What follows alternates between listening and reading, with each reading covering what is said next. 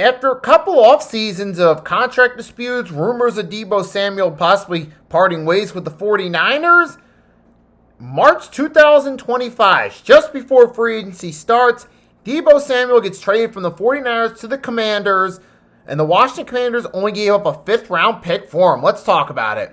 Fasten your seatbelts for the realest Eagles and Sixers YouTuber! One who plays no clickbait and gets to the point! The myth, the legend, Nicky Steves! Come to my channel, you know the deal. Yo, boy, always keeps things real. I'm simply statue things they slate, dropping unrealistic magic. 2K takes for the clip. Even though cats like that get views closer to the milli, never hear me preach, look on to Philly. Before you watch the Eagles all the way through the early 22, authentic talk, forget what others do. Come to my channel, you know the deal. Yo, boy, always keeps things real. The 24/7, 365 way. Sports content for the reals that feel the day. Ow! Washington Commanders, now that they're in that position where they're contenders for the future, they're making moves. And we know it's common in the NFL. Once a team who's been on the downswing for a while has a good season, and they make a nice playoff run either to the divisional round or the conference championship, and they're looking to take that next step as the Washington Commanders are, sometimes it makes sense in that situation to go get yourself a big-name player.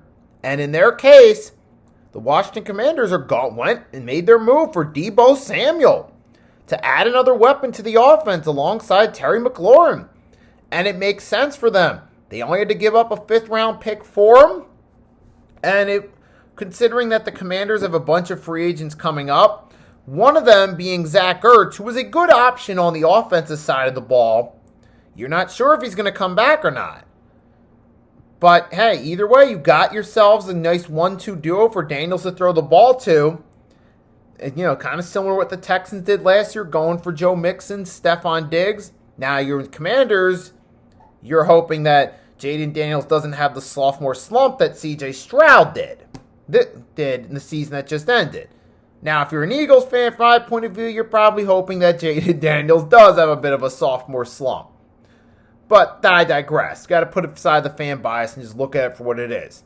The Washington Commanders are going for a big move. This is certainly the right move to make. From their point of view, it's like, hey, we made the conference championship game. You got yourselves your quarterback for the future in Jaden Daniels, barring that he regresses. And now you want to add a big-name receiver to that roster as well. And in that case, Deebo Samuel's that guy. Give your star quarterback another weapon to throw the ball to. Give your offense some more explosiveness in the passing game. And try to use that to take that next step in 2025. From the Commanders' point of view, that's a great move to make. Now, with that being said, we still got to wait and see how it'll play out over time. Now, we know Deebo Samuel throughout his career has been vocal about his contract wants. Question is, will that happen again? But we also still got to wait and see how everything plays out. What other moves do the Commanders make? We find out throughout free agency and then during the draft.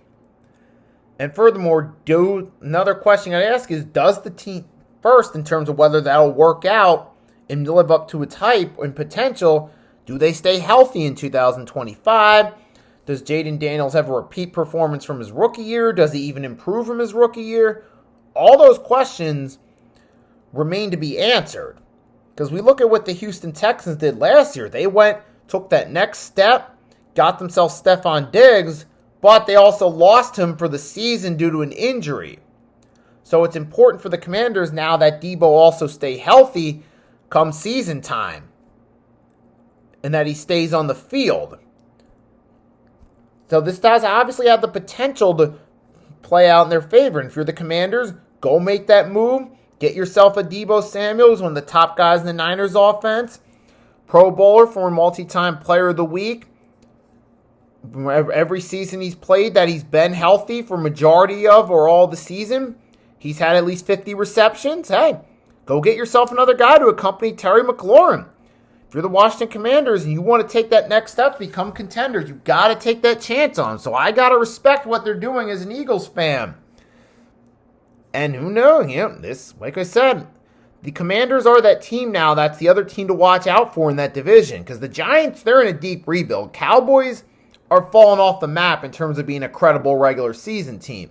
It looks like they still have some work to do, whereas the Giants have a long ways to go. The only other credible threat are the Washington Commanders, who are fresh off a conference championship game appearance where we beat them to clinch a Super Bowl.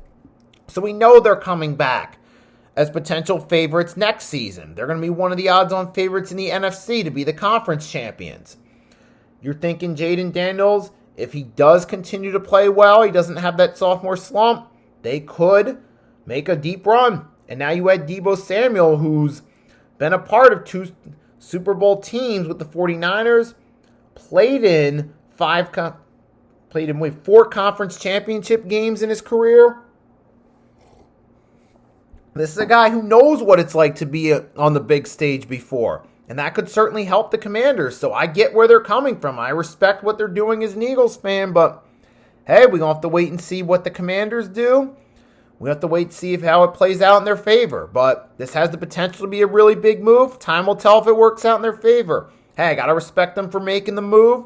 And for the 49ers, though, this doesn't look that great for them. Because now you have Brock Purdy, who, with a Niners team that was struggling to stay healthy, looked a little more mortal. He didn't play up to the standard he did his first 2 seasons. And now without Deebo Samuel on the team, there's a lot of concerns about Brock Purdy entering year 4. He's coming in this season with a lot to prove now. But we're also going to have to still wait and see what do the Niners do now with that extra cap space. Do they pay Purdy? Do they go try to get themselves a big-name receiver in free agency? Do they go look for a star wideout or a tackle or defensive player in the draft? We'll got to wait and see what the Niners do to follow this up. But for now, that leaves a big hole in their roster at wide receiver and leaves a big hole in their offense. Not to mention Christian McCaffrey, who was the main focal point of their offense the 2022 and 23 seasons, is fresh off missing most of the 24 season. What's his future going to look like? A lot of questions then for the Niners. And now another big concern, losing their top wide receiver as to where they go from here. But that's another thing that remains to be determined. For now, it looks like a rocky future for the Niners. But we'll have to wait and see what they do to bounce back. Do they find a way to bounce back, or do they continue to struggle and have to start over again in a few years? It's another question that remains to be seen, and we'll see. I feel like this Deebo Samuel trade will definitely have a big impact on the Niners' future, for better or worse. Don't know what that's going to be yet, but as of right now, initially looks great for the Commanders, looks bad for the Niners' future, but time will tell if that's true or not. That's all I got for now. If you guys want to comment, let me know what your early thoughts are on this trade, who you think won or lost, what are the possibilities you think they're going to come out of this. Make sure to do so in the comments. Also, make sure to drop a like, subscribe if you haven't done so yet. And that's all. And until next time, it's your boy Nicky Stees signing off. I'll be recording more videos around draft time, doing some live streams, also during free agency as well. Keep you updated if you're an NFL fan, so make sure if you haven't done so to drop a like, subscribe. This time, I'm signing off. Peace, and I'll see you later.